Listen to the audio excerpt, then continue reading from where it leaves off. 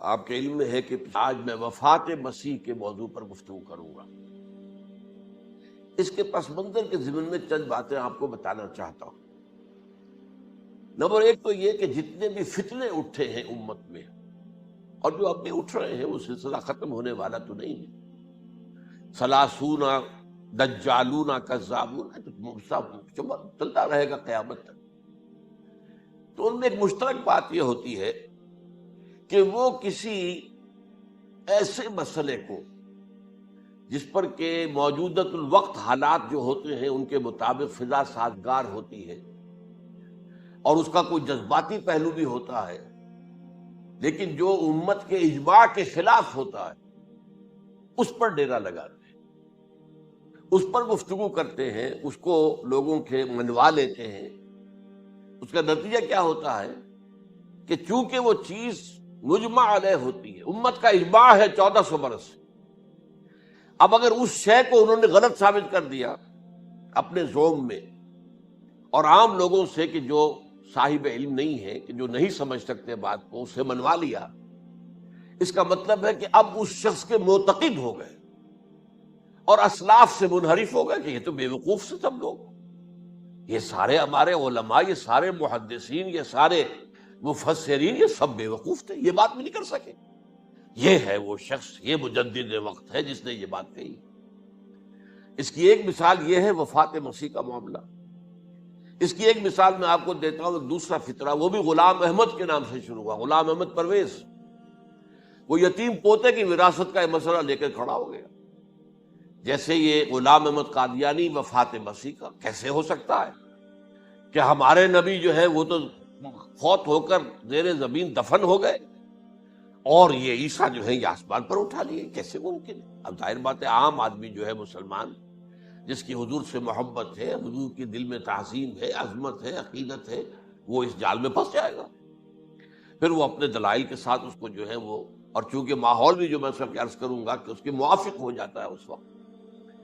غلام احمد پرویز نے کیا کہ یتیم پوتے کا مسئلہ، اب یہ اجماع ہے، اگر کسی شخص کا کوئی بیٹا اس کی زندگی میں فوت ہو جائے تو اس کا وراثت میں حصہ نہیں ہوتا، وراثت ہوتی ہے انہی میں جو اس کی موت کے وقت موجود، بیٹے ہوں بیٹیاں ہوں۔ اب اگر جو فوت شدہ بیٹا ہے اس کے کوئی یتیم بچے ہیں تو اب اس میں بڑی ایک جو ہے دلیل، اور دیکھیے جی یتیم بچے بیچارے وہ محروم ہو گئے، یتیم بچوں کا تو زیادہ حق ہونا چاہیے۔ تو یہ تو قانون جو ہے، اگر یہ اس پر اجماع ہے تو پھر وہی بات کہ یہ سب بے وقوف لوگ تھے، اور یہ تو بڑے سخت دل اور سنگ دل لوگ تھے جنہوں نے یہ بات گھڑ رکھی ہے۔ یہ میں نے آپ کو دو مثالیں دے دی۔ اب ظاہر بات ہے کہ جو اسلام کا قانون میراث ہے، قانون وراثت ہے، اس کے کچھ بنیادیں ہیں، اس کے کچھ اصول ہیں، ان اصولوں پر وہ کھڑا ہے اور اس کے مطابق جو فیصلہ ہے وہ ہے۔ تو بہرحال یہ میں نے آپ کو مثال دی ہے کہ کسی ایسے مسئلے کو لے کر اس پر ڈیرا لگا لینا، مورچہ بنا لینا، اس سے اپنی عقیدت پیدا کر لینا، اسلاف سے برگشتہ کر لینا کہ یہ کوئی لوگ سمجھدار نہیں تھے، یہ بے وقوف لوگ تھے، جاہل لوگ تھے۔ اچھا، اب اسی پس منظر میں سمجھیے کہ 19ویں صدی کے اواخر میں کیا صورتحال ہندوستان میں ہو گئی تھی۔ انگریز آ گیا تھا اور 1857 کے بعد اس کی براہ راست حکومت قائم ہو گئی تھی۔ اس سے پہلے 1757 سے 1857 تک جو بھی حکومت تھی، ایک تو پورے ہندوستان پر نہیں تھی، لیکن یہ کہ جو بھی تھی وہ ایسٹ انڈیا کمپنی کی تھی، تاج برطانیہ کی نہیں تھی۔ 1857 کے بعد حکومت قائم ہو گئی۔ اب ظاہر بات ہے کہ جب انگریزوں نے فتح کیا ہمیں تو ہم پر رعب طاری ہوا کہ نہیں۔ پھر جو زندہ قومیں ہوتی ہیں ان میں کچھ اچھے اوصاف ہوتے ہیں، ان کے اندر فرض شناسی ہے، ان میں دیانت داری ہے۔ انگریز ڈپٹی کمشنر تھا، 9 بجے کا وقت ہے تو ٹھیک 9 بجے دفتر میں موجود ہوگا۔ ہمارے لوگ جو آ رہے ہیں لیٹ آرام سے، لیکن یہ ہے کہ ان کی یہ چیزیں جو ہوتی تھی، پھر بات اگر کی ہے تو اس کو پورا کیا ہے، اس حوالے سے ان کا رعب ہوتا ہے۔ اسی طور پر اس زمانے میں ایک صورت یہ پیدا ہو گئی کہ نیوٹن کی فزکس آ گئی، اور معلوم ہوا کہ یہ تو گویا کہ آسمان کی وحی سے بھی زیادہ معتبر ہے۔ سائنس سے جو بات ثابت ہو جائے بس وہ حق ہے، اور جو ثابت نہ ہو سکے وہ ایسے ہی ہے، وہ تو گویا کہ اوہام ہے، ان کی کوئی حیثیت نہیں۔ اب اس ضمن میں کیا ہوا، اس وقت جو ہے سر سید احمد خان ایک شخصیت ابھری، انہوں نے جب دیکھا کہ اسلام کی بہت سی چیزیں جو ہیں وہ سائنٹیفک یا سائنٹیفک جو انداز فکر ہے اس میں فٹ نہیں بیٹھتی. یہ فرشتے کس بلا کا نام ہے؟ سائنس تو نہیں بتاتی اب. لہذا انہوں نے کہا فرشتہ کوئی نہیں ہے. یہ فورسز آف دی نیچر کو فرشتہ کہہ دیا گیا. یہ جن کیا بلا ہوتے؟ کوئی جن ون نہیں ہے. وہ تو سائنس کی اس میں تو نہیں آتے، دکھائی نہیں دیتے، کوئی جن نہیں. یہ تو جو مشتعل مزاج کے لوگ ہوتے ہیں انسان، ان کو جن کہہ دیا گیا کہ وہ آگ سے پیدا ہوئے. جیسے ہم کہہ دیتے ہیں فلاں شخص غصے میں آگ بگولا ہو گیا، تو آگ تھوڑی ہو جاتا. یہ تو استعارہ ہے.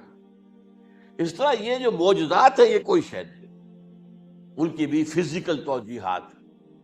یہ حضرت موسیٰ جب پار ہوئے اپنی قوم کو لے کر سمندر کے، تو یہ کوئی معجزہ نہیں تھا. یہ کوئی حضرت موسیٰ کی ضرب کی وجہ سے پھٹا نہیں تھا سمندر، بلکہ وہ تو مد و جزر کا معاملہ تھا. جس وقت سمندر اترا ہوا تھا، جزر میں تھا، تو موسیٰ اپنی قوم کو لے کر گزر گئے. جب فرعون آیا اپنے لشکر کے ساتھ تو سمندر مد پر آ گیا، چڑھایا، لہذا وہ ہلاک ہو گیا. تو معجزات کا انکار، ان تمام کے اندر ایسی فضا پیدا ہو گئی تھی کہ جو عقلی اور سائنٹیفک، عقلی سے آگے بڑھ کر، ایک تو عقلی ہوتا ہے منطقی، ایک ہے عقلی سائنٹیفک، کہ اس کے حوالے سے جو چیز اسلام کی فٹ نہیں بیٹھی. جیسے کہ آپ کہتے ہیں round peg in a square hole اور square peg in a round hole. اب اسکوئر پیگ ہے، راؤنڈ ہول ہے، تو آپ کو اس کے کونے تراشنے پڑیں گے تب وہ اس ہول میں جائے گا. لہذا انہوں نے وہ کونے تراشے، اسی کے طرز پر پھر چلے ہیں. جو آپ کو معلوم ہے علامہ مشرقی، انہوں نے بھی جب شروع کیا اپنا دھندا، تو ان کے پہلے کتابچے کیا تھے؟ مولوی کا غلط مذہب نمبر 1، مولوی کا غلط مذہب نمبر 2، مولوی کا غلط مذہب نمبر 3. چھوٹے چھوٹے کتابچے شائع کر رہے ہیں. مولویوں سے علماء سے برگشتہ کر دیے. اب معلوم ہوا کہ یہ شخص ہے مجدد وقت، یہ مولویوں شولویوں کے پاس تو کچھ نہیں ہے. اسی کا معاملہ پھر وہ انکار حدیث کی شکل میں آیا، جن میں کہ ایک بڑی شخصیت جو ہے وہ غلام احمد کی، غلام احمد پرویز، کیونکہ اللہ تعالیٰ نے اسے صلاحیت دی تھی، اچھا انشا پرداز تھا، لکھنا اچھا آتا تھا، بولتا بھی اچھا تھا. تو ظاہر بات ہے فتنہ وہی شخص پیدا کر سکتا ہے جو باصلاحیت ہو. جس میں کوئی صلاحیت نہیں وہ کیا فتنہ پیدا کرے گا؟ وہ نہ دنیا میں کوئی ترقی کرے گا، نہ دین میں کرے گا، نہ فتنہ انگیزی کر سکے گا. وہ تو جیسا بھی ہے معاملہ عام معمول جو ہے لوگوں کا، جیسی بھیڑ چال چل رہی ویسے چل جائے گا. تو اس فضا میں اصل میں غلام احمد پرویز نے جو ڈیرا لگایا وہ وفات مسیح پر تھا. یہ سب غلط ہے. یہ کہ مسیح زندہ آسمان پر اٹھا لیے گئے، کیسے ممکن ہے؟ ممکن ہے یہ کوئی الہونی بات ہے؟ سائنس اس کو مان سکتی ہے؟ وہ تو اصل میں ٹھیک ہے. ان کا کہنا کیا ہے کہ مسیح کو سولی تو چڑھایا گیا تھا، لیکن وہ اس پر مرا نہیں، فوت نہیں ہوا، موت واقع نہیں ہوئی. پھر جب اس کو اتار لیا گیا تو وہ زخمی تھا، مجروح تھا، لیکن تھا زندہ. پھر اس کو غار میں رکھ دیا گیا. پھر اس کے جو معتقدین تھے انہوں نے اس کی مرہم پٹی کی، اس کا علاج کیا. پھر وہ ٹھیک ٹھاک ہو کر پھر وہ وہاں سے چلا گیا، وہاں چھوڑ گیا اپنے اس شہر کو، یروشلم کو، اور اس ملک کو، فلسطین کو. اور پھر وہ آ گیا کشمیر میں، اور کشمیر میں وہ فوت ہوا. اس کی قبر موجود ہے. کسی قبر کی کوئی پرانی بوسیدہ قبر کا نام جو دیا، فلاں قبر جو ہے وہ عیسیٰ ابن مریم کی. یہ ہے سارا معاملہ. اب ظاہر بات ہے کہ چونکہ ایک انسان کا زندہ آسمان پر اٹھایا جانا، وہ جو سائنسی ذہن ہے وہ اس کو نہیں مانے گا. چاہے قرآن مجید کے اندر تو خرق عادت اور بھی بہت سے ہیں. آخر اصحاب کہف 300 برس تک سوتے نہیں رہے. یہ کوئی سائنس کے حساب کتاب سے صحیح ہے؟ یا یہ ہے کہ حضرت عزیر علیہ السلام 100 برس تک مردہ رہے پھر زندہ کر دیے گئے؟ ان کا گدھا بھی زندہ کر دیا گیا جیسا کہ سورہ بقرہ میں آیا، لیکن ان کا کھانا جو ہے وہ صحیح رہا، اس کو مسا نہیں، اس میں کوئی بدبو نہیں آئی. تو واقعات ہوتے ہیں ایسے. اللہ تعالیٰ جو چاہے کرے. خرق عادت ٹھیک ہے، فطری قانون جو بھی ہے، جو لاز آف دی نیچر اللہ نے بنائے ہیں اور اس کے مطابق ہی دنیا چل رہی ہے. لیکن اللہ تعالیٰ کے ہاتھ ٹوٹ نہیں گئے، بند نہیں ہو گئے، اختیار ختم نہیں ہو گیا. میں کیا کروں؟ میں تو قانون بنا بیٹھا، اب تو میں کچھ نہیں کر سکتا. میں تو قانون بنا چکا ہوں کہ آگ جلاتی ہے. اب اگر ابراہیم کو آگ میں ڈال دیا تو میں تو نہیں بچا سکتا، اس لیے کہ قانون ہے، وہ میرا بنایا ہوا قانون. لیکن ہم یہ سمجھتے ہیں ہمارا ایمان ہے اللہ تعالیٰ جو ہے وہ قادر مطلق ہے، وہ جب چاہے اپنے ہی بنائے ہوئے کسی قانون کو توڑے. اسی کو کہتے ہیں خرق عادت. خرق کے معنی ہوتا ہے پھاڑ دینا، توڑ دینا.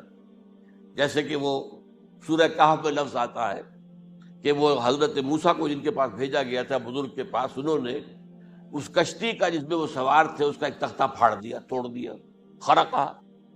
تو خرق عادت، عادت سے مراد کیا؟ عام عادی قانون، laws, physical laws, chemical laws, جو بھی دنیا میں چل رہا ہے، بایولوجیکل لاز، ان کو جب چاہے اللہ توڑے اور اپنی خصوصی مشیت کا اس کے اندر اظہار کر دے. اب اس سلسلے میں جو میں نے آیات آپ کو سنائی ہیں اور اسی طرح کی کچھ اور آیات بھی ہیں، ان میں قادیانی نے اور قادیانیوں نے اصل ڈیرا لگایا ہے لفظ وفات پر.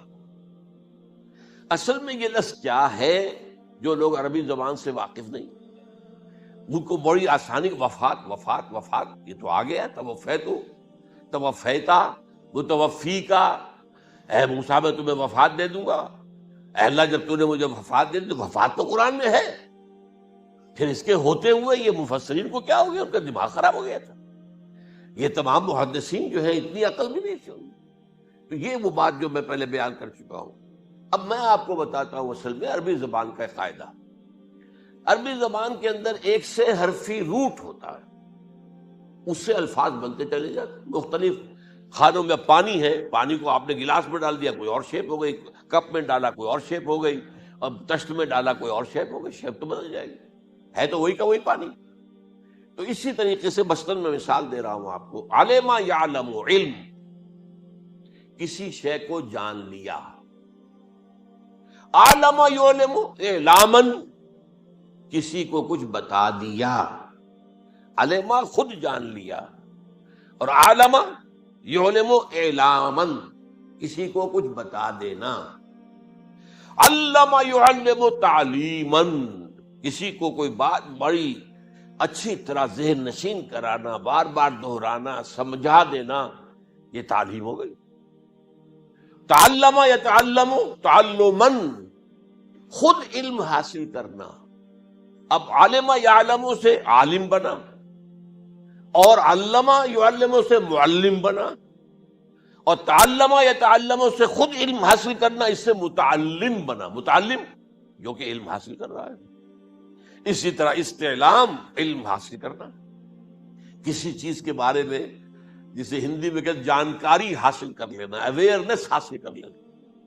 اب وہی لفظ ہے علم. اب کہیں آپ اس کے مادے کو دکھا کر اور اس کے معنی میں الٹ پھیر کریں گے تو جو شخص عربی زبان سے واقف نہیں وہ تو نہیں جانے گا اس کو. اسی طرح کی مثال ہے وفا، وفا یفی، وقا یقی، وفا یفی، اوفا یوفی ایفاءن، وفا یوفی توفیتن، توفا یتوفا تعفن، اور استیفا. یہ اسی طریقے سے میں نے مثال آپ کو دے دی. وفا یفی کے مادے سے اس مصدر سے کوئی لفظ قرآن میں نہیں آیا، لیکن اردو میں آپ کو معلوم ہے نا، بڑا پیارا مصرع ہے. وہ وعدہ ہی کیا جو وفا ہو گیا. بھئی وعدہ وفا کرو، وعدہ پورا کرو. اس کے معنی ہے پورا کر دینا، کسی کو کوئی چیز پوری دے دینا. اور اس کے بعد اوفا یوفی، اس کے معنی بھی وہی ہے، بھرپور. اس سے بنے گا اوفو بعہدی اوف بعہدکم. یہ جو سورہ بقرہ کے 5ویں رکوع میں آیا ہے، یہودیوں تم میرے عہد کو پورا کرو تو میں تمہارے عہد کو پورا کروں گا. تم میرے عہد کو پورا کرو. میں نے تم سے عہد لیا تھا کہ جو رسول نبی امی آئیں گے، نبی رسول امی، اس کو تمہیں ماننا ہے، اس کا ساتھ دینا ہے. اوفو بعہدی، اب اس عہد کو پورا کرو. اوف بعہدکم، تو میں تمہارے ساتھ برکات خیرات جیسی پہلے رہی ابھی باقی رکھوں گا. وفا یوفی، پورے اہتمام سے پورا کر دینا، کسی کو دے دینا چیز پورے اہتمام کے ساتھ. جیسے علم یعلم، پورے اہتمام کے ساتھ درجہ بدرجہ ایک بات ذہن نشین کرنا. یوفی، اس کا جیسے وَإِبْرَاهِيمَ الَّذِي وَفَّى، ذرا اس ابراہیم کا تذکرہ کرو جس نے سارے تقاضے جو اللہ کے تھے پورے کر دیے، بھرپور. جو امتحان آیا اس میں وہ ثابت قدم نکلے. توفا یا توفا، یہ آیا کسی شے کو پورا پورا لے لینا. اب ایک ہے پورا پورا دے دینا، ایک ہے پورا پورا لے لینا، ایک ہے کسی کو علم دینا، علم یعلم تعلیما، کسی کو پورا دینا، وفا یوفی توفیتن، کسی سے علم حاصل کرنا، تعلم یتعلم تعلما، کسی سے پورا پورا لے لینا ہے، توفا یتوفی، اور اسی طرح استیفاء، کسی سے پورا لے لینا۔ یہ لفظ آیا ہے ویل للمطففین الذین اذا اکتالوا علی الناس یستوفون واذا کالوہم ووزنوہم یخسرون۔ ہلاکت و بربادی ہے ان ڈنڈی مارنے والوں کے لیے جو جب تول کر لیتے ہیں تو پورا لیتے ہیں، اور جب دیتے ہیں تو اس میں کمی کر دیتے ہیں، ڈنڈی مار جاتے ہیں۔ الا یظن اولئک انہم مبعوثون، کیا انہیں یاد نہیں رہا ہے کہ یہ دوبارہ اٹھائے جائیں گے، اللہ کے سامنے کھڑے ہوں گے، حساب ہوگا پورا پورا پیسے پیسے کا۔ تو یہ میں نے آپ کو اس گردان سے بتا دیا کہ ایک ہی لفظ جو ہے وہ کتنے معنی دے رہا ہے۔ مادہ ایک ہے، وفا یوفی پورا کر دینا، اوفا یوفی پورا کر دینا، لیکن توفا یتوفی پورا لے لینا، استیفاء پورا لینا، اذا اکتالوا علی الناس یستوفون واذا کالوہم ووزنوہم یخسرون۔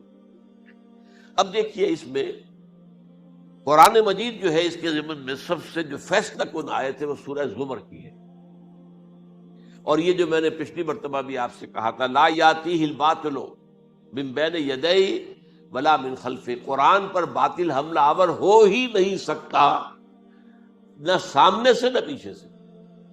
اب دیکھیے یہ ساری آیتیں جن میں حضرت مسیح کا ذکر ہے اور وفات کا لفظ جو ہے مختلف صورتوں میں استعمال ہوا ہے، اس میں سورہ زمر جو کہ مکی صورت ہے اس میں ہے وہ کانٹے دار آیت جس سے مسئلہ حل ہوتا ہے۔ وہ کیا ہے؟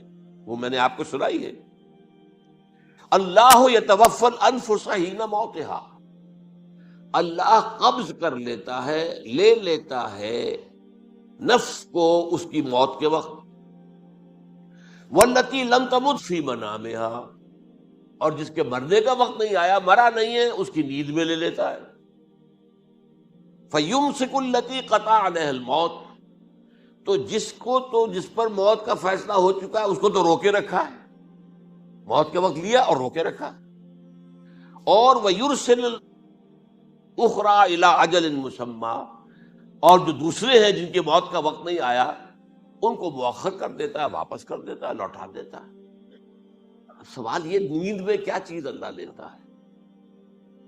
کیا جان لیتا ہے؟ ظاہر بات ہے نہیں، شعور نہیں چلا۔ ایک ہے انسان کا شعور، وہی تو سب سے اعلیٰ شے ہے، سب سے اونچی چیز تو وہی ہے۔ یہ شعور ختم ہو گیا تو انسان کہاں رہا؟ اس کے نیچے جو کچھ ہے وہ تحت شعور ہے، سب کانشیس مائنڈ۔ تو خواب واب جو ہوتے ہیں وہ سب کانشیس مائنڈ کے ہوتے ہیں، وہ کانشیس مائنڈ کے تو نہیں ہوتے۔ جو کانشیسنس ہے، شعور جو ہے، اور خاص طور پر خود شعوری، وہ نیند میں اللہ سلب کر لیتا ہے۔ تو محض شعور کے لیے بھی وفات کا لفظ آ گیا۔ ابھی تو جان یہی ہے، جو سویا ہوا ہے وہ مرا تو نہیں ہے، زندہ ہے۔ البتہ جب جس کو ہم موت کہتے ہیں وقت آیا تو شعور بھی لے لیا، جان بھی لے لی، دو چیزیں لے لی۔ حضرت عیسیٰ پر پورا اطلاق ہوا، مجسم عیسیٰ کو لے لیا، شعور بھی لے لیا، جان بھی لے لی اور بدن بھی لے لیا۔ تو گویا کہ لفظ توفا کا کامل اطلاق تو صرف عیسیٰ پر ہو رہا ہے۔ ہم جب مرتے تو ہمارا جسم تو یہی رہتا ہے، وہ تو گیا قبر میں، پورا قبض نہیں کیا اس نے، پوری شے کو اپنے قبضے میں نہیں لیا، جسم تو یہی ہے۔ لیکن یہ کہ موت کے اندر ظاہر بات ہے کہ جان گئی، اور جان ہی ایسا چیز ہے، جب جان نکل گئی تو یہ کیا ہے؟ یہ تو یوں سمجھیے کہ اب ایسی چیزیں جلدی سے قبر میں دبا دو ورنہ یہ سڑے گی، گل جائے گی، اور قبر میں بھی کیا ہوگا؟ کیڑے ویڑے کھائیں گے، ختم کریں گے، الا ماشاءاللہ جس کو اللہ چاہے۔ انبیاء کرام اور شہداء کی جسموں کو اللہ تعالیٰ نے محفوظ رکھا ہوا ہے، واللہ عالم۔ تو اس اعتبار سے تو اب توفا، اللہ یتوفی الانفس حین موتہا، اب لفظ کا لفظ دیکھیے، یہ قرآن مجید میں نہ معلوم کتنے معنی میں آیا۔ ایک تو پورا وجود کسی کا، یہ نفس ہے، میرا نفس، نفسی نفسی نفسی، کیا ہوگا جب قیامت کے دن ہم بول رہے ہوں گے؟ اور جو اللہ کے لیے بھی لفظ آ گیا نفس، نفس کے معنی ہم جب بولتے ہیں عام طور پہ تو وہ تو برے سمجھ میں بولتے ہیں، بھائی یہ نفسانی تقاضے ہیں، ان کو ذرا دبا کے رکھو. لیکن یہ لفظ یحذرکم اللہ نفسہ، اللہ تمہیں ڈراتا ہے اپنے آپ سے، یعنی اللہ اپنی ذات سے ڈراتا ہے کہ وہ جہاں رؤوف اور رحیم ہے وہاں پر وہ عذاب دینے والا بھی ہے، انتقام بھی لیتا ہے، شدید العقاب بھی ہے. تو یہ بھی ہو گیا نفس. پھر نفس جو ہے ہم اس کو بھی کہہ دیتے ہیں، جو کہ نفس کی ایک کیفیت ہے خاص، نفس لوامہ، نفس امارہ، نفس مطمئنہ. یا ایتھا النفس المطمئنہ ارجعی الی ربک راضیۃ مرضیہ. تو یہاں پر کیا ہے؟ نفس سے مراد پہلا جو ٹکڑا ہے اللہ یتوفی الانفس حین موتہا، شعور جو ہے اس پر لفظ نفس کا اطلاق ہوا. اور جب موت ہوتی ہے تو شعور کے ساتھ جان بھی اس کے اندر شامل، وہ نفس کا اطلاق ہو گیا اس پر. اور اصل میں لفظ توفا جو ہے اس کا حقیقی مفہوم اگر پورا ہوا ہے اس معنی میں کہ پورا کا پورا لے لینا، تو وہ تو صرف حضرت مسیح علیہ السلام کے بارے میں ہے. شعور جمع جان جمع جسم، وہ سب کے سب اللہ تعالیٰ نے. تو یہ اصل میں اس آیت کے اوپر جو ان لوگوں نے زور لگایا ہے اس میں اس اعتبار سے کہ یہ لفظ وفات جو ہے اس کے اوپر جو ہے عام طور پر وفات کے معنی ہے موت ہے. حالانکہ قرآن مجید میں موت کا لفظ بھی تو آیا ہے نا، ان موتہا واللتی لم تمت، یہ سارے الفاظ موت کا لفظ بھی تو آتا ہے نا. لیکن یہ کہ وفات کا لفظ بھی ہے، کوئی شک نہیں ہے. حضور کی وفات ہو گئی، فلاں کی وفات ہو گئی، یہ بھی ہے، لیکن یہ اس کا ایک استعمال ہے. وفا یفی، اوفا یوفی، وفا یوفی، توفا یتوفی، استیفا یستعفی، یہ سارے الفاظ اسی سے وفا کے لفظ سے بن رہے ہیں. اب یہ کہ اس کے ضمن میں عقلی بات آپ کے سامنے رکھنا چاہتا ہوں. یہ تو میں نے آپ کے سامنے اس لفظ کے حوالے سے، کیونکہ سارا ڈیرا اس لفظ پر ہے ان کا. دیکھیے پہلی بات عقلی طور پر یہ ہے جو قرآن سے ثابت ہے، رسول کبھی قتل نہیں ہو سکتا اور رسول کبھی مغلوب نہیں ہو سکتا. اس میں فرق ہے نبی اور رسول کا. نبی قتل ہو سکتا ہے، رسول قتل نہیں ہو سکتا. اب یہ علیحدہ بحث ہے نبی کون ہوتا ہے، رسول کون ہوتا ہے. اس میں جو اجماع ہے تمام امت کا وہ کیا ہے کہ رسول خاص ہے، نبی عام ہے. نبی بہت آئے ہیں، 1.25 لاکھ آئے ہیں بعض روایات کی روح سے. رسول بہت تھوڑے، 313 آئے ہیں. قرآن مجید میں یوں سمجھیے کہ 20 کے قریب تو انبیاء کا ذکر ہے اور 5-7 ہیں جو رسول ہیں. حضرت نوح رسول ہیں، آدم تو رسول نہیں تھے، نبی تو تھے.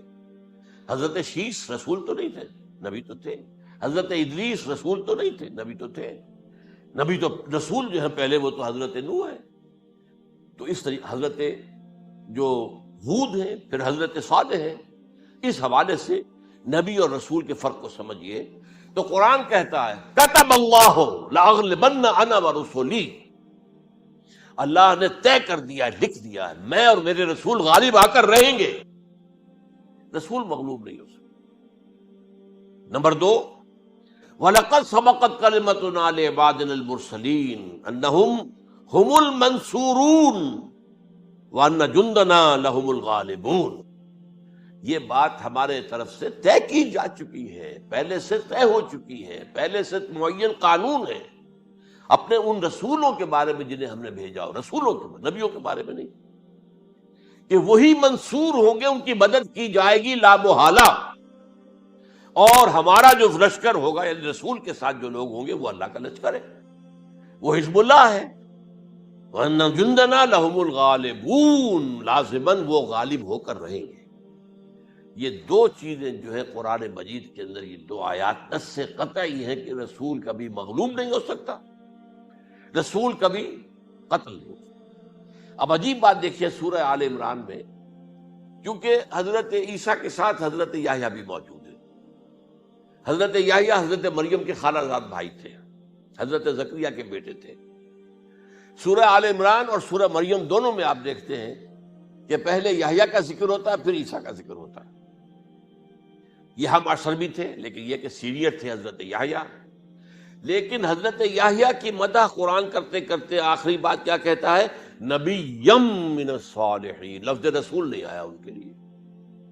اور وہیں سائملٹینیس کنٹراسٹ ہے سورہ آل عمران میں حضرت عیسیٰ کے لیے، وہ سارے ان کی مدح، رسولاً الی بنی اسرائیل، وہ رسول تھے اور وہ نبی تھے۔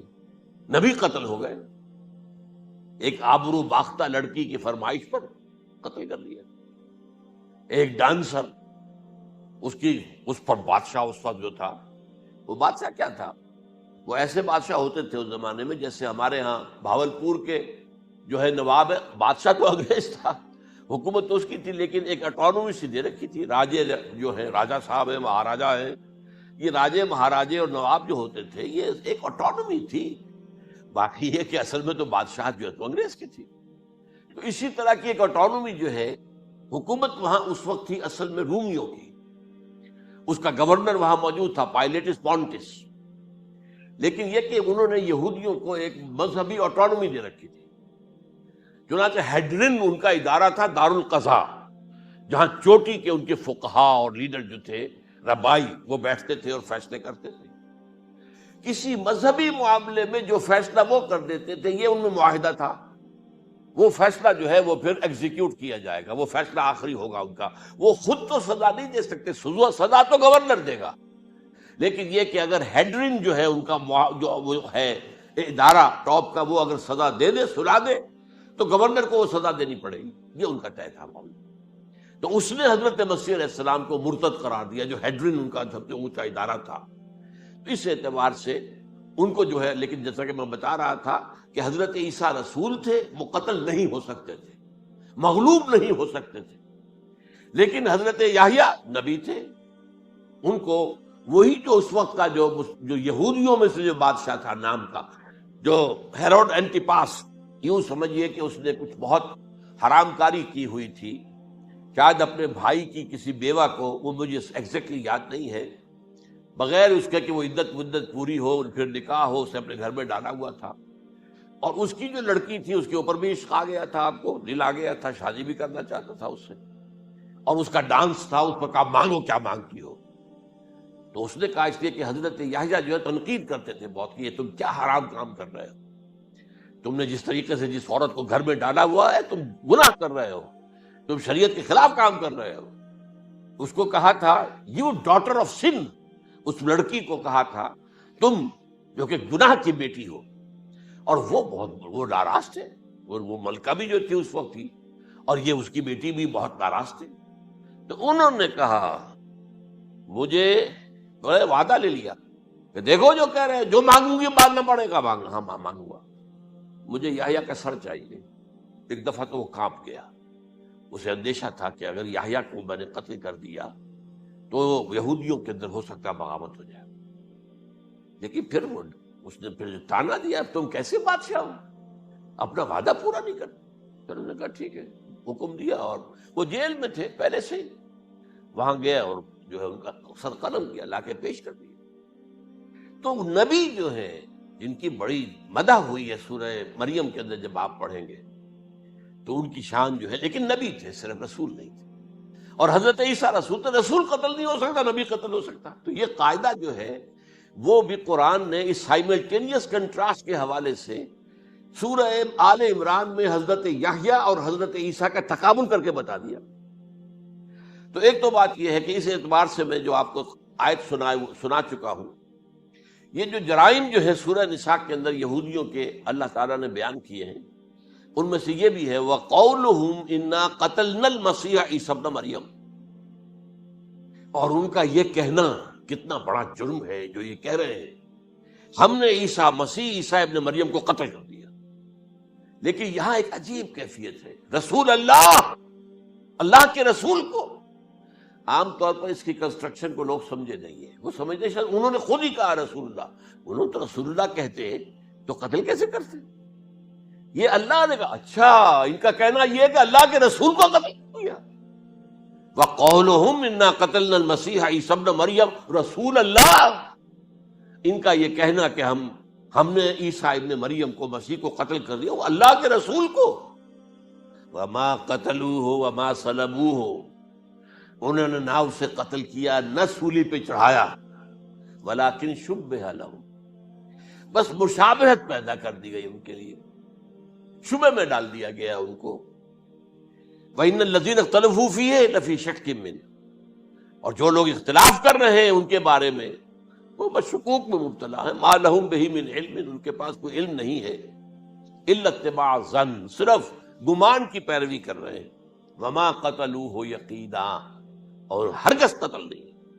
ये क्लियर सूरह निसा की आयत नंबर 157। अब यहाँ एक सवाल पैदा होता है, फिर कौन कत्ल हुआ? वाक़या तो हुआ है, सूली का वाक़या एक हिस्टोरिकल वाक़या है। फिर कौन सलीब पे चढ़ा? हजरत ईसा तो सलीब पर नहीं चढ़ सकते, इसलिए कि सलीब की मौत को समझा जाता था बहुत जिल्लत की मौत है, बहुत हिकारत की मौत है, बहुत मलऊन मौत है। तो जब ईसा मगलूब नहीं हो सकते तो सलीब पे कैसे चढ़ा दिए जाएंगे? कत्ल होना तो बाद में होगा ना, पहले तो आप सलीब पर लटकाएंगे उसको ना, तब वो जब मरेगा तो कहेंगे कत्ल भी हो गया, हमने कत्ल कर दिया। सलीब क्या होती थी ये मालूम है आपको? एक लंबी लकड़ी, एक जो है ट्रांसफर्स आ जाएगी उसके ऊपर, और उसमें से ये है कि उसके दोनों, एक शख्स के जो है दोनों हाथ वो नेल कर दिए जाते थे। ये जो ऊपर जो है क्रॉस का जो निशान है वो कीले ठोक कर लगा दिए गए, और पांव दोनों जो है वो पैरों के अंदर कीले ठोक कर वो उस लंबी लकड़ी के साथ जो नीचे से आ रही है उसमें लगा दिया। अब वो ब्लीडिंग हो रही है, उसका जो हाल है पतला हो रहा है, उसका रफ्ता रफ्ता सिसक सिसक कर मरता है ना, इसीलिए उसे कहते हैं बड़ी मलून मौत है। एक है, आपने फांसी दी किसी को, एक झूला झूलता है मर गया, खत्म हो गया। आजकल तो क्या होता है, कुर्सी पे बिठाया, जरा करंट छोड़ा और गए साहब, वो टीका लगाया, पता ही नहीं चला, और पीठ टीके के साथ आदमी मर गया। ये भी होता है, लेकिन ये कि बदतरीन मौत जो है सलीब की मौत। तो ये वाकया तो हुआ है सलीब का, लेकिन ये कि कौन मरा? अब देखिए ईसाइयों का कहना क्या है, ईसा सलीब पर चढ़े, वहां फौत हो गए, मर गए, फिर उन्हें निकाला गया, एक कब्र में रख दिया गया। लेकिन कब्र वो जो थी उस तरह नहीं थी जमीन में खुदी हुई, बल्कि एक पहाड़ के अंदर एक छोटा सा खो था, गार सी, वहां रख दिया गया। लेकिन वहां से वो जिंदा हो गए। अगले दिन जब लोग आए तो देखा वो कब्र तो खाली है, ईसा कहां गए? वो जिंदा होकर आसमान पर उठा लिए गए, और आसमान पर जाने से पहले वो अपने हवारीन से मिले भी थे, कहा मैं जिंदा हूं। ये है उनका अकीदा। और उसके बाद ये भी अकीदा है कि दोबारा आएंगे, क़यामत के करीब आएंगे, ये भी अकीदा। हमारा अकीदा क्या है? न सूली पर चढ़े, न कत्ल हुए, बल्कि अल्लाह ने उन्हें उठा लिया। बल रफ़अहुल्लाहु इलैहि, अल्लाह ताला ने उन्हें उठा लिया। जैसे कि आता कुरान में, या ईसा इन्नी मुतवफ़्फ़ीका व राफ़िउका इलैया, ऐ ईसा मैं तुम्हें कब्ज कर लूंगा, कब्जे में अपने ले लूंगा और अपनी तरफ उठा लूंगा। राफ़िउका इलैया, ये कुरान मजीद का कौल है। अलबत्ता ये हमारा भी अकीदा है कि वो दोबारा आएंगे। व इन्नहु लइल्मुल लिस्साअह, वो क़यामत की एक अजीम तरीन निशानी होंगे कि जब वो आएंगे, और उसके बाद जो है या जो जो एंटी क्राइस्ट होगा, कि जो कि झूठा ईसा होगा, झूठा दावा करेगा, जिसे कि मसीह दज्जाल कहा गया, उसके साथ मुकाबला होगा, उसे कत्ल करेंगे, और तमाम यहूदी उसके बाद कत्ल हो जाएंगे, जो भी उस वक्त तक कुफ्र पर कायम रहेंगे। अगर उनमें से कोई उस वक्त हजरत ईसा पर ईमान ले आए तो वो शायद बच जाए। बहरहाल ये है यहूद, इनका जो है कादियानियों का वो अकीदा क्या है? सूली पर तो चढ़ा, गोया कि जिल्लत वाली बात तो हो गई, मगलूब तो हो गया। कुरान की नफी उस पहले क्यों, वमा सलबू वमा कतलू, तो गोया के सूली पर चढ़ गया तो वो बदतरीन जो है तकलीफ, मुसीबत, मुशक्कत, वो सारी तो आ गई, मगलूबियत तो आ गई। लेकिन ये कि उसके बाद कहते हैं मरा नहीं, वो अभी वो सिसक ही रहा था कि उतार दिया गया। उसके बाद उसके जो शागिर्द थे, हवारी थे, उन्होंने मरहम पट्टियां की, फिर वो ठीक होकर चला गया कहीं और, हिजरत कर गया अपनी कौम से, जो उनके ख्याल में कश्मीर है, और यहां आकर वो तभी मौत मर गया। बात अल्लाह अल्लाह खत्म हुआ बात। हम क्या कहें? हम तो सिर्फ ये कहते रहे हैं, 1300 बरस तक हमने ये कहा है कि हमारा ईमान है कुरान पर कि उन पर न सलीब दिए गए, न कत्ल हुए, उन्हें उठा लिया गया। कब उठाया ये हमें मालूम नहीं था, किस मरहले पर उठाया ये हमें मालूम नहीं था, फिर सूली पर कौन चढ़ा ये हमें मालूम नहीं था। لہذا کسی تفسیر میں آپ کو نہیں ملے گا، کہیں نہیں، نہ قرآن میں ہے، نہ حدیث میں ہے، نہ کسی تفسیر میں۔ یہ تو پچھلی صدی کے دوران جو پوپ کی لائبریری ویٹیکان میں، اس سے ایک نسخہ برآمد ہوا، انجیل برنباس۔ اب یہ بھی آپ کو معلوم ہونا چاہیے کہ انجیلیں 104 تھیں، جن میں سے 4 جو ہے سلیکٹ کی گئی ہیں۔ 100 انجیلیں اور ہیں جنہیں وہ اپوکریفل کہتے ہیں، غیر مستند انجیلیں، اپوکریفل۔ اور یہ ہے کینونیکل، قانونی، یہ ہے کہ جو مستند ہیں 4۔ لیکن جو 100 اور ہیں، ان میں سے ایک یہ بھی ہے برنباس۔ اور برنباس کے بارے میں عیسائی مانتے ہیں کہ وہ بھی حضرت عیسیٰ علیہ السلام کے حواریین میں سے ایک تھے۔ وہ انجیل نکل آئی، اب وہ چھپ بھی گئی ہے۔ کراچی میں ایک ادارہ ہے، خاص طور پر باوانی جو سیٹ ہیں ان کا بنایا ہوا ادارہ ہے، تو وہی چھاپتے بھی ہیں۔ ایک زمانے میں تو کافی تقسیم بھی کر رہے تھے، اب مجھے معلوم نہیں۔ اس نے سارا قصہ بیان کیا۔ قصہ کیا ہے؟ بہت دلچسپ قصہ ہے، پوری تفصیل سے۔ ایک شخص جو کہ حضرت مسیح کے حواریین میں شامل ہو گیا، وہ تھا جیوڈاس اسکیریوٹ۔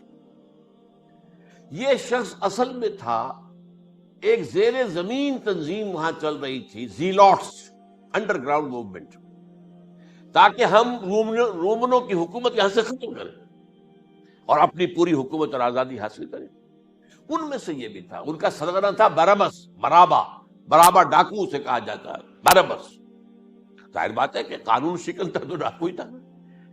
اچھا، ان میں سے یہ شخص جو ہے، اس نے جیوڈاس نے حضرت عیسیٰ کے معجزے دیکھے بہت، اور اتنا یقین ہو گیا اسے کہ یہ شخص جو ہے عیسیٰ، یہ ایک مرتبہ اگر رومیوں پر لعنت بھیج دے، کرس کر دے، تو رومی ختم ہو جائے۔ لیکن ان سے کئی دفعہ جو ہے پھیر ڈال کر، ہیر پھیر کے ساتھ کوشش کی گئی کہ رومیوں کے خلاف وہ کوئی جو ہے وہ لعنت برآمد کر دے، وہ نہیں کرتے تھے۔ یہ ایک علیحدہ بات ہے، کیوں نہیں کرتے تھے، یہ اس وقت میرا موضوع نہیں ہے۔ منہاج عیسوی کیا تھا، منہاج موسوی کیا تھا، منہاج محمدی کیا تھا، ان میں فرق ہے۔ لِكُلٍّ جَعَلْنَا مِنْكُمْ شِرْعَةً وَمِنْهَاجًا، سورہ مائدہ میں آیا ہے۔ تمام رسولوں کے لیے ہم نے ایک ایک منہاج، ایک ایک شریعت علیحدہ علیحدہ دی ہے۔ بہرحال منہاج عیسوی کچھ اور تھا، تو یہ نہیں کہتے تھے۔ اب اس نے کیا کیا کہ وہ اپنے ڈاکو سرغنے سے اجازت لے کر ان کے حواریین میں شامل ہو گیا، اعتماد حاصل کیا، اور بار بار کوشش کی کہ یہ بد دعا دے دیں، رومیوں کو نہیں دی۔ اب اس نے سوچا کہ انہیں اگر ذاتی طور پر تکلیف پہنچے گی تو زبان سے کلمہ نکل ہی جائے گا نا، کوئی لعنت کا۔ اس نے پکڑوایا حضرت عیسیٰ کو، کیونکہ جب یہ فیصلہ ہو گیا تھا ان کے قتل کا، ہیڈرن جو ہے ادارہ وہ دے چکا تھا، اس کا فتویٰ تھا یہ واجب القتل ہے، یہ مرتد ہے، لہذا اس کو قتل کر دیا جائے۔ اور یہ فیصلہ جو ہے وہ رومی گورنر تک پہنچایا جا چکا تھا۔ رومی گورنر نے یہاں تک کہا، یہ سینٹ جو متی کی انجیل ہے اس میں موجود ہے، بھائی ہمارے پاس تو اس کا کوئی جرم نہیں ہے، ہمارے ہاں کوئی ایسی بات اس کی نہیں ہے جس سے کہ ہم اسے واجب القتل قرار دیں۔ ان کا نہیں، ہمارا حکم ہے، ہمارا فیصلہ تمہارا طے ہے کہ مذہبی معاملے میں کوئی فیصلہ ہمارا ہوگا تو تمہیں جو ایگزیکیوٹ کرنا ہوگا۔ بہرحال اس وقت حضرت مسیح روپوش ہو گئے گرفتاری سے بچنے کے لیے۔ ایک باغ میں تھے وہ، وہاں پر رات کے وقت انہوں نے اپنے حواریین کے ساتھ لاسٹ سپر کہتے ہیں اس کو، لاسٹ سپر، کھانا کھایا، آخری کھانا تھا۔ اور اس کے بعد اس نے فرمایا، آج کی رات تم میں سے ایک میرے خلاف غداری کرے گا۔ یہ کہہ کر حضرت مسیح تو ایک کوٹھڑی میں چلے گئے، جو ہوتی ہے باغ کے اندر، کوئی کھرپے ورپے جو ہے، کوئی وہاں پہ کسیاں رکھی ہوئی، تو اس میں خود جا کر عبادت میں مصروف ہو گئے۔ اپنے حواریین سے کہا کہ تم بھی عبادت۔ وہ حواریین سو گئے۔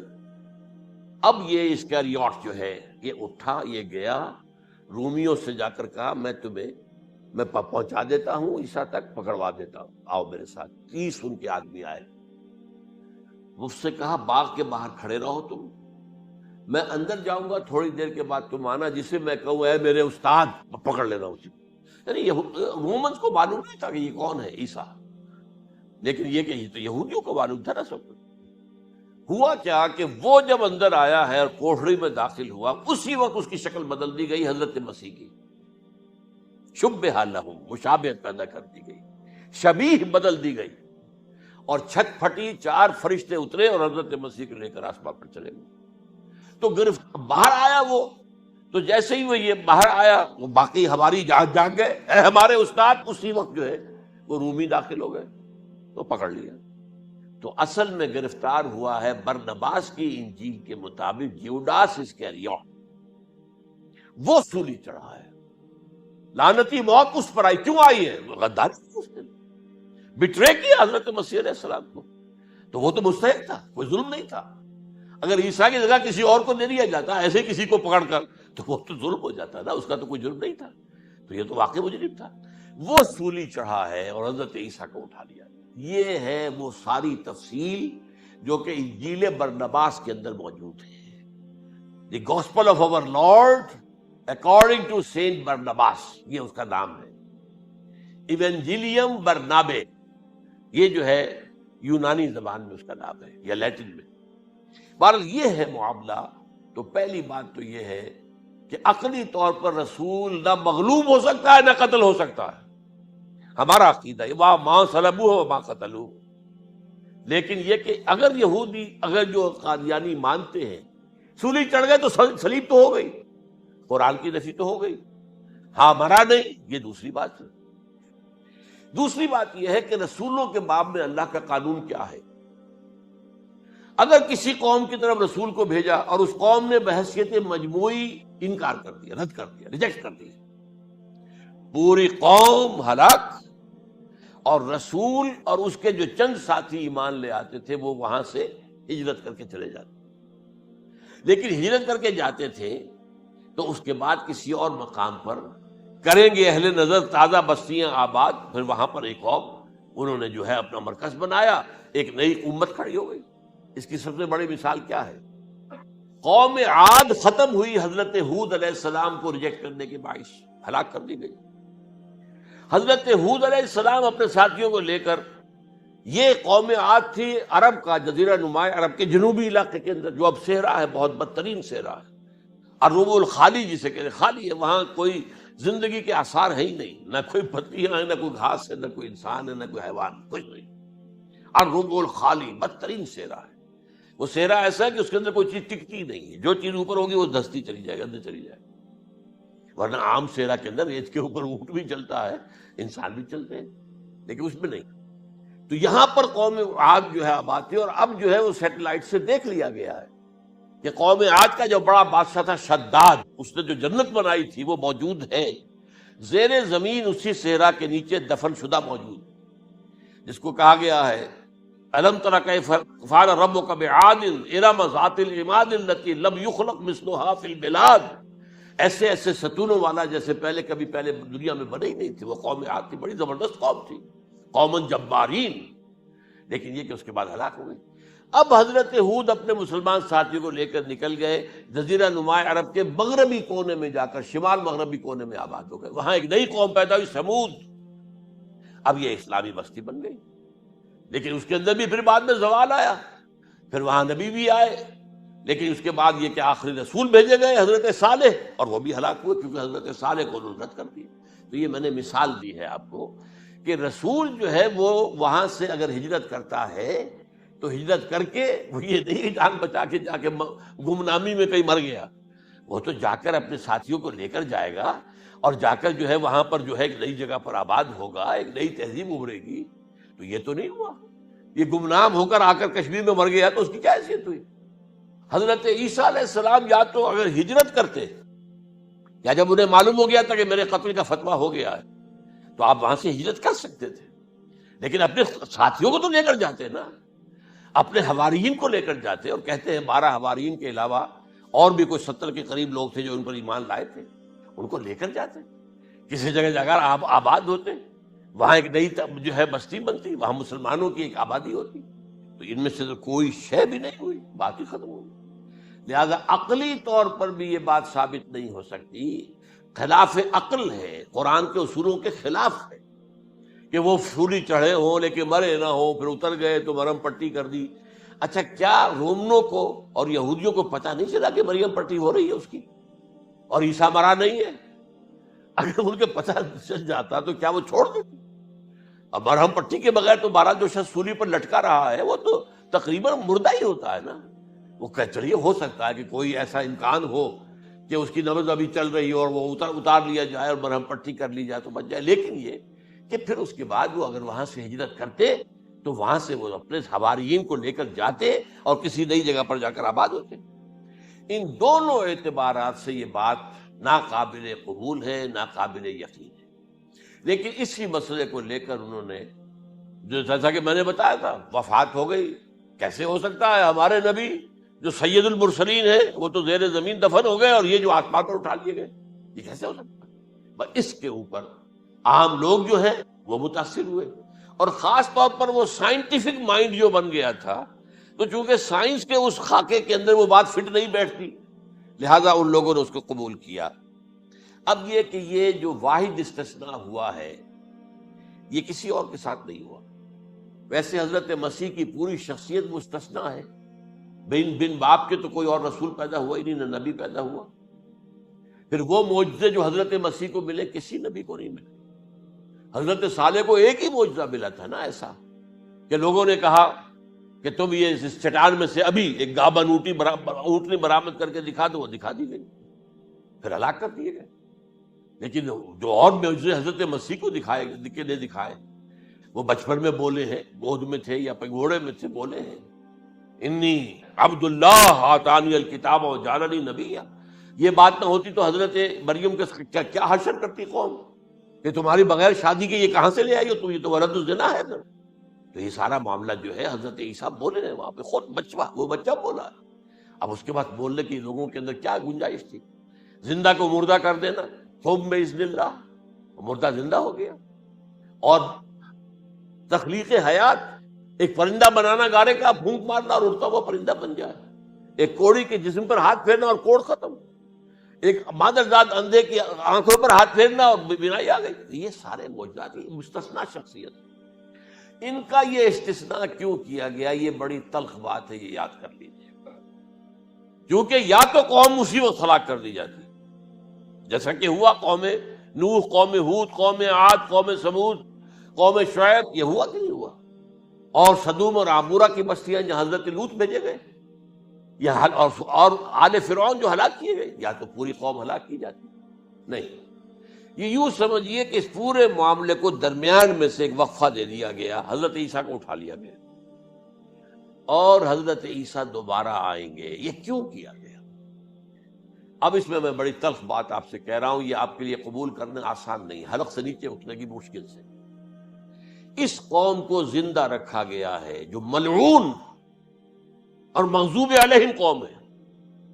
سب سورہ فاتحہ میں مفسرین لکھتے ہیں ضالین، یہ نصارہ ہے، اور مغضوب علیہم یہ یہودی ہے۔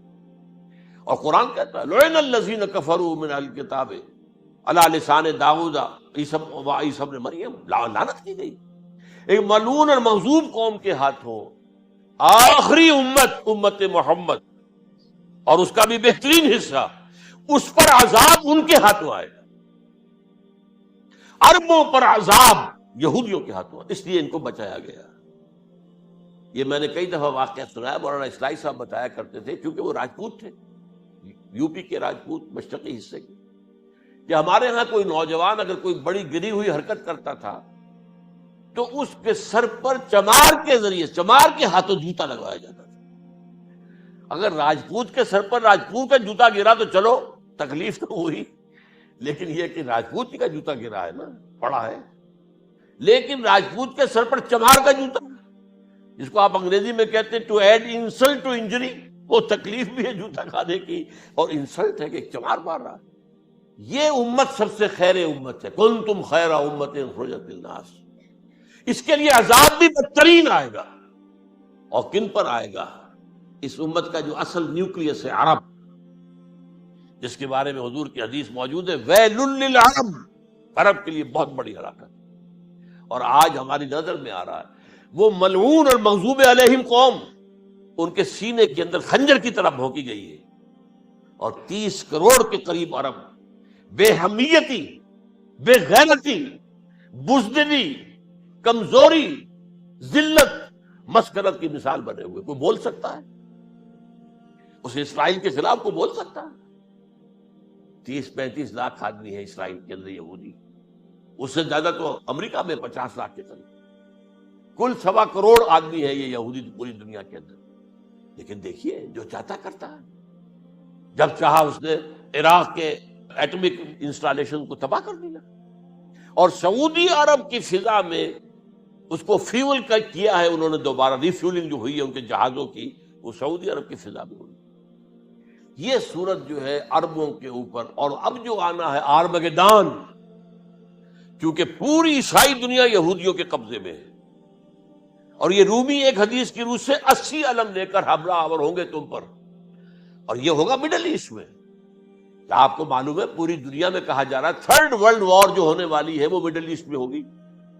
اور میں ٹوائنبی کا قول آپ کو سنا چکا ہوں، 1950 کا قول ہے اس کا. یہ اس وقت تک تو سوال ہی پیدا نہیں ہوتا تھا. سارا تصادم جو ہو رہا تھا وہ ایک طرف روسی اور اس کے ساتھی تھے، روس اور اس کے ساتھی، دوسری طرف یہ مغربی یورپ اور امریکہ تھا. کوئی مسلمانوں اور عیسائیوں کی کسی جنگ کا تو کوئی امکان نظر ہی نہیں آتا تھا. لیکن ٹائنبی نے کہا ہے، جو سب سے بڑا فلاسفر آف ہسٹری ہے 20ویں صدی کا، کہ اب جو جنگ ہوگی بڑی، جو اس نیکسٹ سینچری کی، 21 سینچری کی، وہ در حقیقت کمیونزم کے درمیان اور کیپٹلزم کے درمیان نہیں ہوگی، بلکہ عیسائیوں اور مسلمانوں کے درمیان ہوگی. یہ میں اس کا حوالہ بھی پورا آپ کو دے چکا ہوں، اس نے کہاں یہ بات کہی. تو یہ ہے، یہ بات جان لیجئے. اور مڈل ایسٹ میں ہوگی، گریٹر اسرائیل بنے گا. حدیث میں خبریں، یہ سارے مسلمان ممالک تمہارے ہاتھ سے نکل جائیں گے مسلمانوں. یہ عراق اور اردن اور یہ اور وہ، یہاں تک کہ ترکی، سعودی عرب کا بھی شمالی حصہ نکل جائے گا. البتہ مدینے کا جو ان کا پروگرام ہے اس کو اللہ نہیں پورا ہونے دے گا. مدینے میں داخلے کی ان کو اجازت نہیں ملے گی. بہرحال یہ سارا کچھ ہونے والا ہے. وہ وقت بھی آنے والا ہے کہ حضور کی ایک حدیث کے مطابق ایک شخص کے 1000 بیٹے ہوں گے تو 999 ختم ہو جائیں گے، ایک بچے گا. یہ وقت بھی آنے والا ہے کہ حضور فرماتے ہیں اتنی بڑی جنگ ہوگی، اتنی خوریزی ہوگی کہ پوری زمین اٹ جائے گی لاشوں سے. تو پرندہ جو ہے، کوئی ایک تو پرندے ہوتے ہیں کہ جو مردار خور ہے، گدھ ہے، وہ تو بڑی خوشی سے اتریں گے، تناول فرمائیں گے لاشوں کو. اسی طریقے سے کوے ہیں، چیلے ہیں. لیکن جو نفاست پسند پرندے ہیں وہ لاش کے اوپر اترنا نہیں چاہتے. تو ایک پرندہ اڑتا چلا جائے گا، اسے کہیں زمین پر اترنے کی جگہ نہیں ملے گی، لاشیں ہی لاشیں ہوں گی. یہاں تک کہ وہ ہار کر اس کے جو ہے پر جواب دے جائیں گے، گرے گا تو لاش پر گرے گا. یہ وقت آنے والا، اور یہ یہودیوں کے ہاتھوں، یا یہودیوں کے جو سپورٹرز ہیں اس وقت، جو ان کے ہاتھ میں آلہ کار ہیں، ان کے ہاتھوں آنا ہے. میرے نزدیک اس کام کے لیے اس ملعون قوم کو، کہ جو حضرت عیسیٰ کے زمانے سے ملعون ہو چکی، اس کو باقی رکھا گیا ہے. اسے یہ موقع دیا گیا ہے. اس نے اسرائیل بنا لیا ہے. تقریباً 2000 سال کے بعد وہ دوبارہ آ کر آباد ہوئے اس سرزمین میں جہاں سے نکال دیے گئے تھے 70 عیسوی کے اندر. یہ سارا کچھ کیوں ہو رہا ہے؟ تو در حقیقت میرے نزدیک اللہ عالم حکمت خداوندی اس میں یہ ہے، انہیں روک کر رکھا گیا ہے اور حضرت عیسیٰ کو اٹھا لیا. پھر وہی عیسیٰ آئیں گے اور انہی کے ہاتھوں یہ ہلاک ہوگا. سوائے اس کے، چونکہ جو ایک میں نے آپ کو کئی دفعہ حوالہ دیا ہے، فلاڈلفیا